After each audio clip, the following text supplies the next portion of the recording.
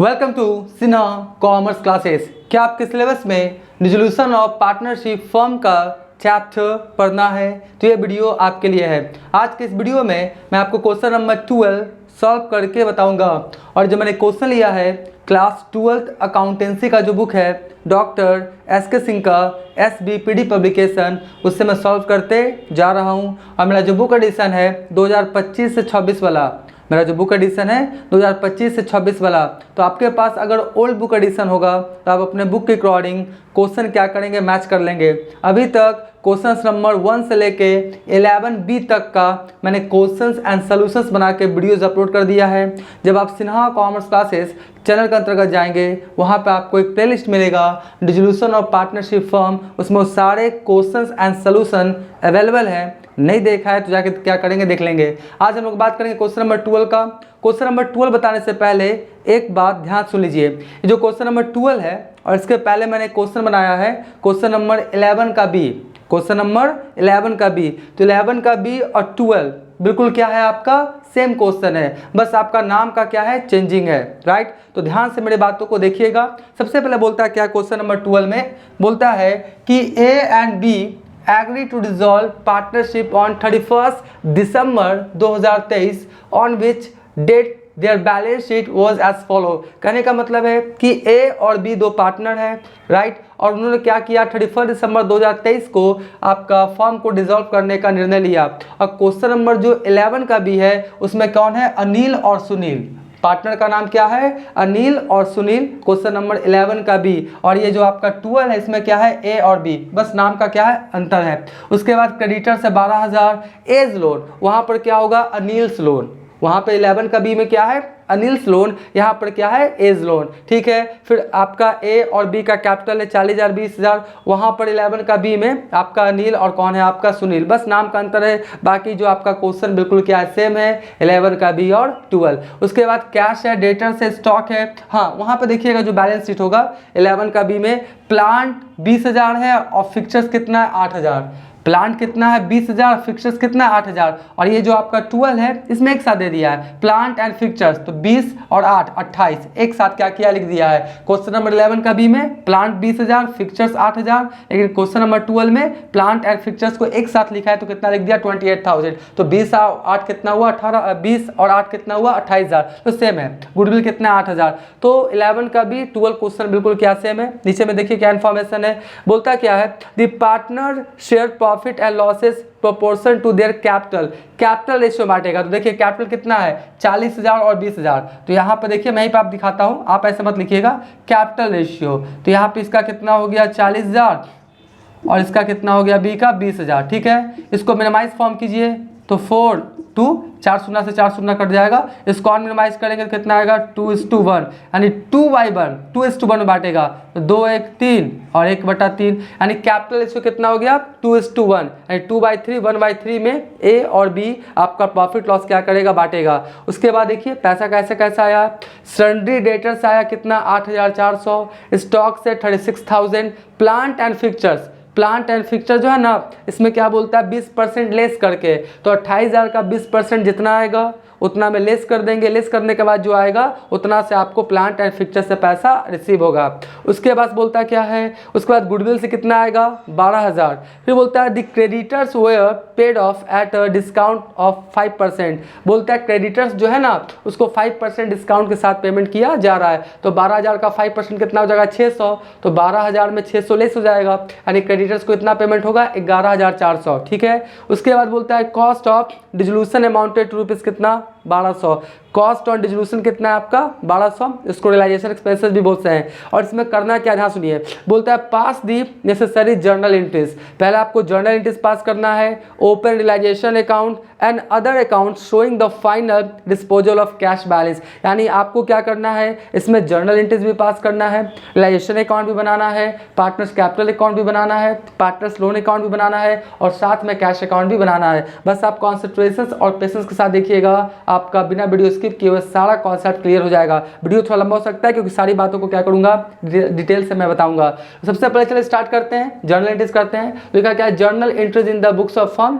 Solution number 12, आप 5 columns बनाएंगे, date, particulars, LF, amount debit, amount credit with narration के साथ, तब आपको एग्जाम में क्या होगा, ज़्यादा मार्क्स मिलेगा। तो पहले हम लोग एंट्री पास करेंगे। तो पहला एंट्री देखिए, पहला एंट्री क्या होगा, assets transfer to realisation account. तो असेट्स कौन कौन ट्रांसफर हो जाएगा, देखिए debtors, stock, plant and machinery, goodwill. Cash realisation account में ट्रांसफर नहीं होता है क्योंकि ऑलरेडी ये कैश के फॉर्म में है, कैश को बेच के कैश के रूप में ट्रांसफर करना नहीं होता है, इसलिए कैश को रियलाइजेशन अकाउंट में ट्रांसफर नहीं करते हैं, कैश इन हैंड और कैश एट बैंक को भी। तो बाकी असेट्स को क्लोज करना पड़ेगा। तो क्या लिखेंगे एंट्री, रियलाइजेशन, क्या लिखेंगे, रियलाइजेशन अकाउंट डेबिट, ठीक है, रियलाइजेशन अकाउंट डेबिट। और 2 क्या हो जाएगा, डेटर्स, 2 क्या हो जाएगा मेरा, डेटर्स। तो क्या लिखेंगे, debtors account, debtors account, debtors कितने का है, 10,000, तो 10,000 लिख दीजिए। उसके बाद क्या है आपका स्टॉक, तो यहाँ पे लिखिए क्या, टू स्टॉक अकाउंट, स्टॉक कितने का है, 40,000 का, तो 40,000 लिख दीजिए। उसके बाद प्लांट एंड फिक्चर्स, 11 का बी में प्लांट अलग है और फिक्चर्स अलग है, प्लांट 20,000 है, फिक्चर्स 8,000 है, यहाँ पे एक साथ दिया है, तो हो जाएगा 2 plant and fixtures, 2 plant and fixtures कितने का है, 28,000, ठीक है। उसके बाद क्या है, गुडविल, उसके बाद क्या है आपका गुडविल, तो गुडविल लिख दीजिए, गुडविल अकाउंट, गुडविल कितने का लिख लीजिए, 8,000 का, तो 8,000 हो गया।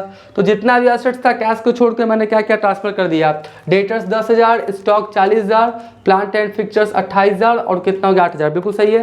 तो देखिए 40 10 50 हो गया, 50 और हो गया आपका 28,000, फिर कितना हो गया आपका 8,000, टोटल हो गया 86,000, कितना हो गया आपका 86,000, ठीक है। तो पहला एंट्री से assets transfer to realisation account कर दिया। अब दूसरा एंट्री देखिए, दूसरा एंट्री में जो एक्सटर्नल लायबिलिटीज है, एक्सटर्नल लायबिलिटीज कौन है, क्रेडिटर्स, इसको रियलाइजेशन अकाउंट में ट्रांसफर करेंगे। एंट्री क्या हो जाएगा, creditors account debit to realisation, तो यहाँ पे लिखेंगे क्या, क्रेडिटर्स अकाउंट डेबिट, और 2 क्या लिखेंगे, 2 realisation account, creditors account debit to realisation account, ठीक है। कितना है आपका 12,000, तो 12,000 लिख दीजिए, 12,000 और कितना लिख दीजिए 12,000।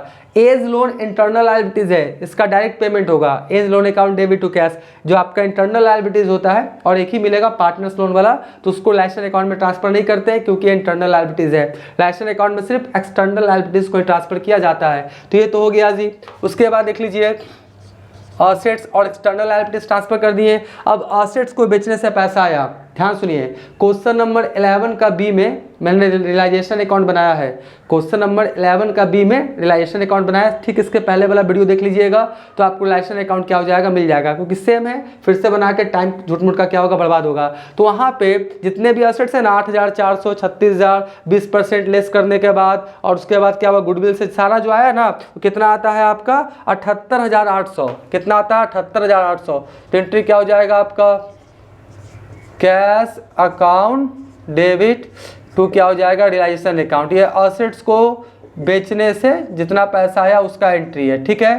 क्वेश्चन नंबर 11 का बी में देख लीजिएगा तो कितना आया 78,800, 78,800, ठीक है, 78,800। आप नहीं है तो चेक भी कर लीजिएगा, 8,400, 36,000 और इसमें से 28,000 में 20%, यानी आपका कितना हो जाएगा 5600। 28,000 में 5600 लेस करने के बाद जो आएगा और गुडविल का 12,000 जोड़िएगा तो कितना जाएगा 78,800। तो असेट्स को बेचने से पैसा आ गया।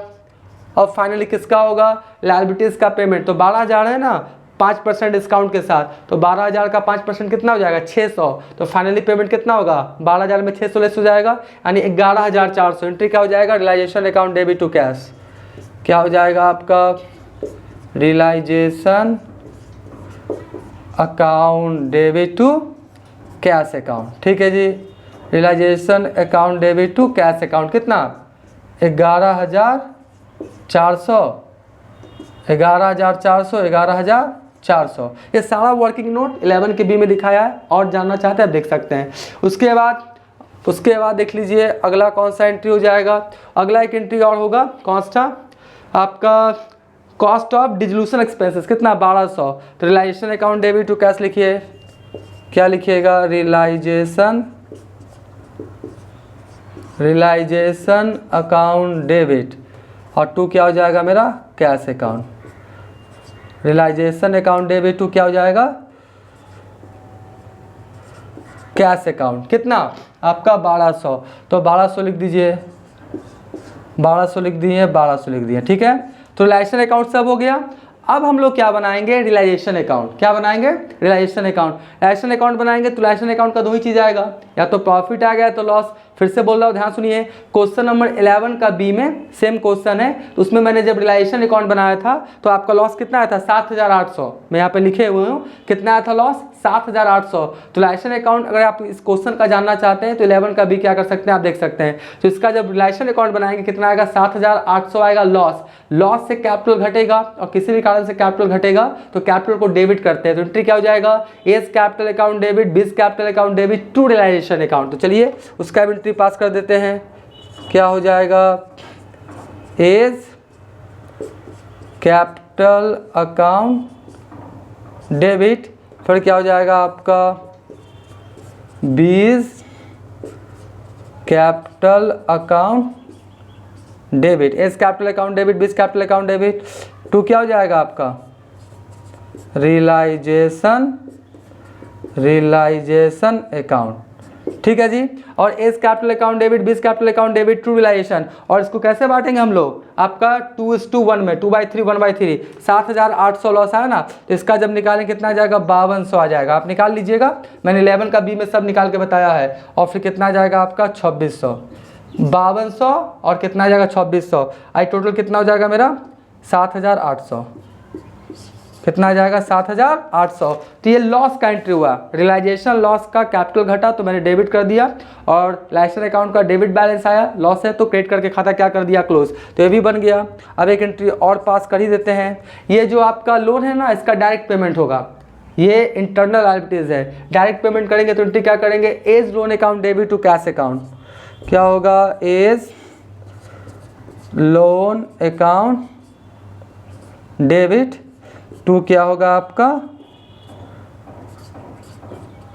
आपका cash account. A's loan account debit to क्या होगा कैश अकाउंट। कितना 16,000 और ये भी कितना हो गया 16,000। ठीक है।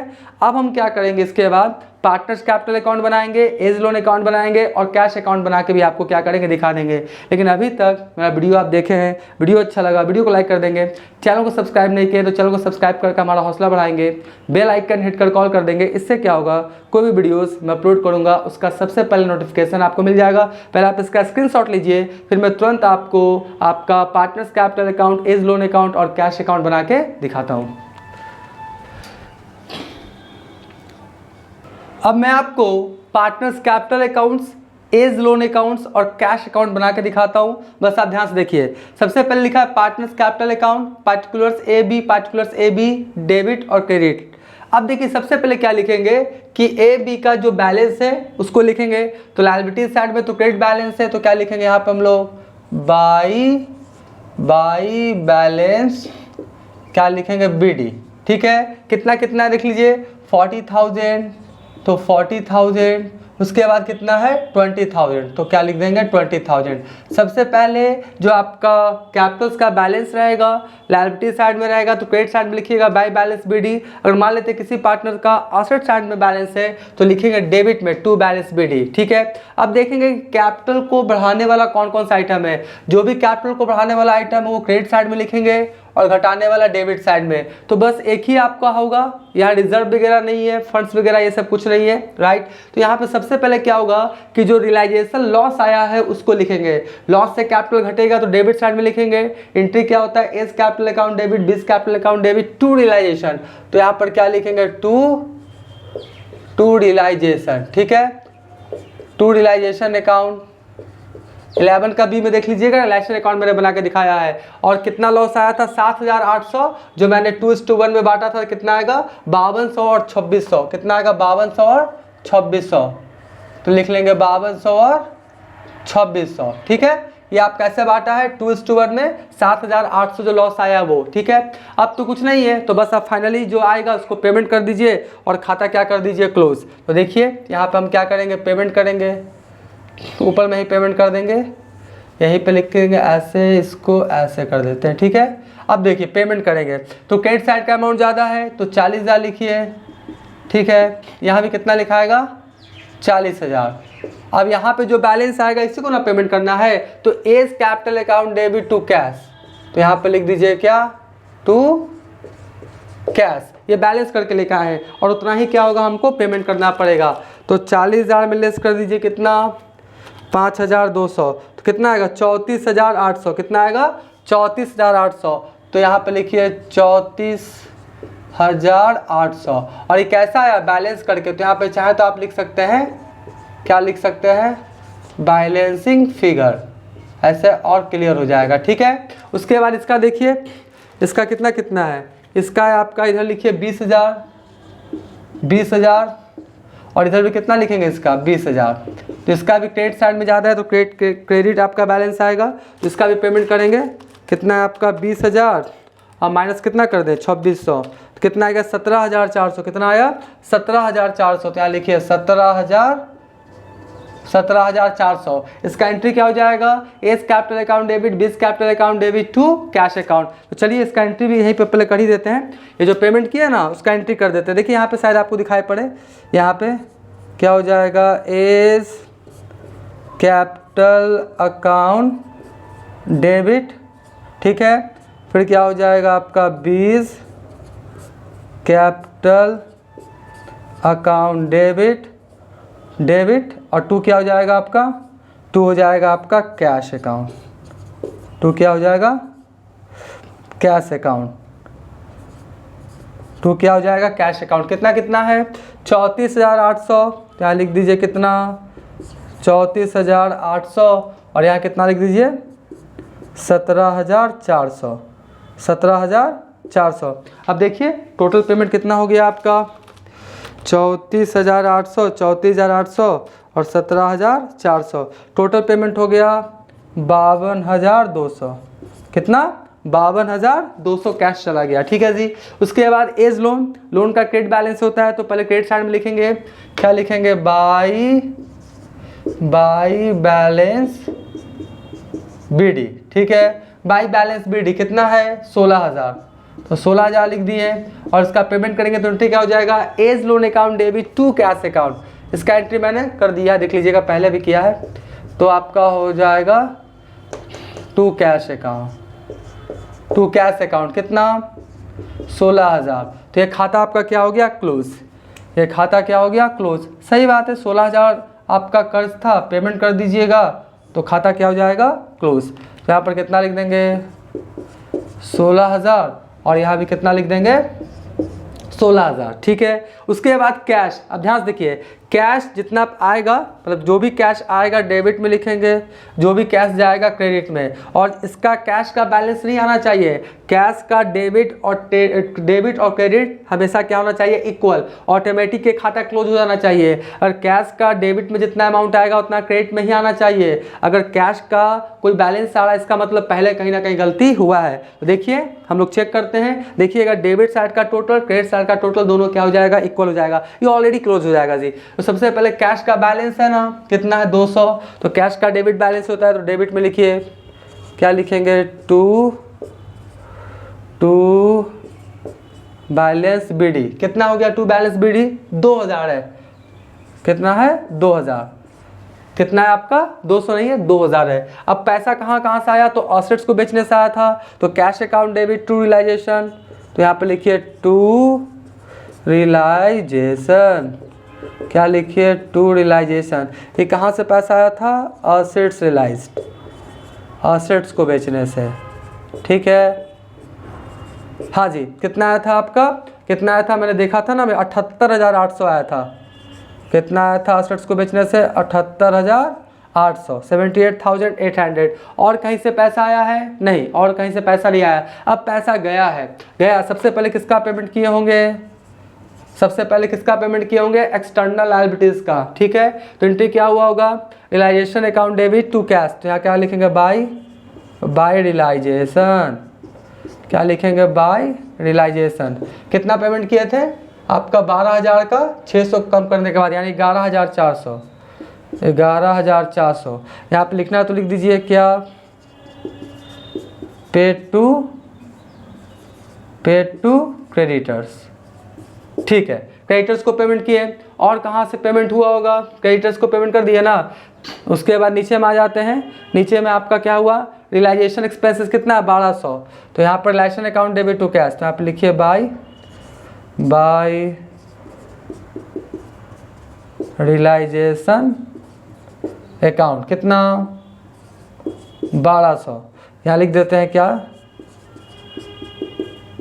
रियलाइजेशन एक्सपेंसेज वाला है। ठीक है, उसके बाद किसका पेमेंट हुआ होगा? लोन का। लोन का तो A's loan account debit to cash, तो लिखेंगे क्या? A's loan account. कितना पेमेंट किए हैं? 16,000, तो 16,000 लिखिए। उसके बाद किसका पेमेंट हुआ है? पार्टनर्स का। तो आपका A's capital account debit, B's capital account debit to cash, तो यहाँ पे लिखिए बाय लिखिए एज कैपिटल अकाउंट, बाय लिखिए एज कैपिटल अकाउंट। कितना लिखेंगे? 34,800। 34,800। और फिर क्या लिखेंगे? By B's capital account, by B's capital account. कितना? 17,400। ठीक है, अब तो कोई और पेमेंट वगैरह हुआ नहीं है। असेट से आ गया, लायबिलिटीज हो गया, सब कुछ हो गया। अब दोनों साइड जोड़ेंगे तो मेरा क्या जाना चाहिए? इक्वल। अगर कुछ छूटा नहीं है तो दोनों साइड जोड़ेंगे तो क्या जाना चाहिए? इक्वल आ जाना चाहिए। तो देखिए करते हैं, इक्वल आ जाना चाहिए। कितना हो गया? 2,000 हो गया प्लस 78,800, यानी 80,800। टोटल कितना हुआ?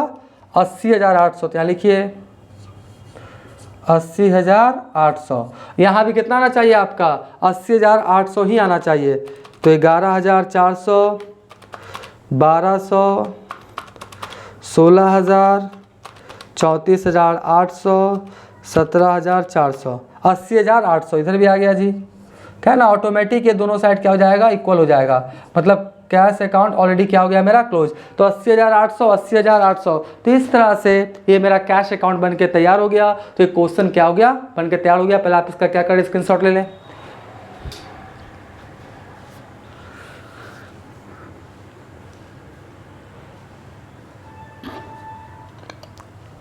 आई होप आपने इसका स्क्रीनशॉट ले लिया होगा। अब नेक्स्ट वाले वीडियोस में इस चैप्टर से रिलेटेड और भी जितने क्वेश्चंस हैं बहुत जल्द उसका सॉल्यूशंस अपलोड करने का कोशिश करेंगे। तो आज का वीडियो यहीं करते हैं। Thank you.